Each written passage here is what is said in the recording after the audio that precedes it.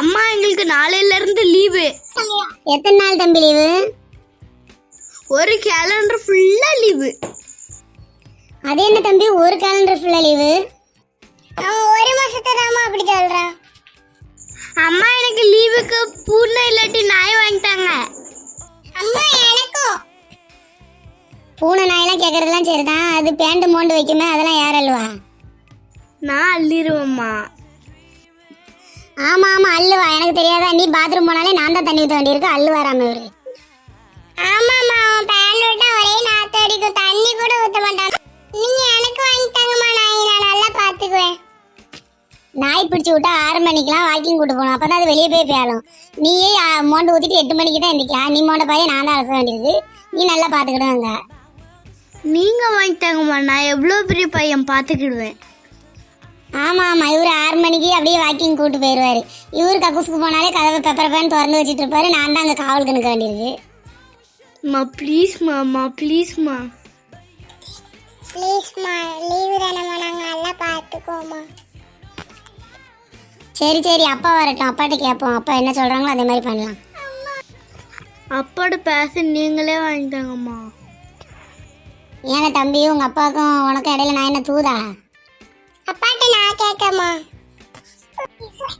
சரி சரி வாங்க இப்போ போய் சாப்பிட்லாம். ஏன் தம்பி இன்னைக்கு ஒழுங்கா சாப்பிடல?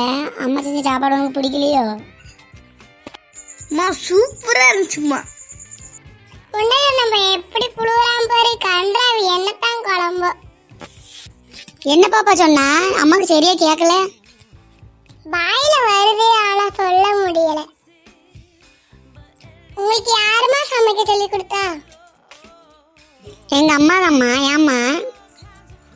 ஆச்சி செய்கிற சாப்பாடு அவ்வளோ நல்லா இருக்குமாம்மா. ஆமா தம்பி சூப்பரா இருக்கும்.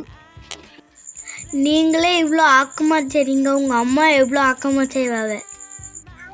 ஆமால நாளைக்கு நான் சோறு பொங்க மாட்டேன், உங்க அப்பாவை ஹோட்டல்ல வாங்கிட்டு வர சொல்லி தின்னுங்க, அப்பதான் யாருமே தெரியும் உங்களுக்கு. ஜாலிமா. தினமும் ஹோட்டல்லே சாப்பிடலாமா? ஆமா தினமும் ஹோட்டல்லே சாப்பிடுங்க, பிச்சு பிடுங்கிட்டு போவோம், அப்போ தெரியும். அம்மா செய்கிறது வாய்க்கு ரொம்ப ருசியாக இல்லாட்டாலும் உங்களுக்கு சத்தாக இருக்கும்.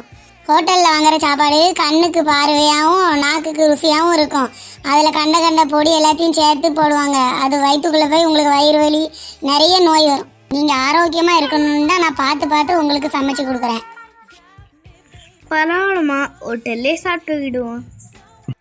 கழுத்துக்கு தெரியுமா கற்பூர வாசனை, சொன்னா எவனா கேட்கிய பட்டே தெரிஞ்சுக்கிடுங்க. இவன் அவனே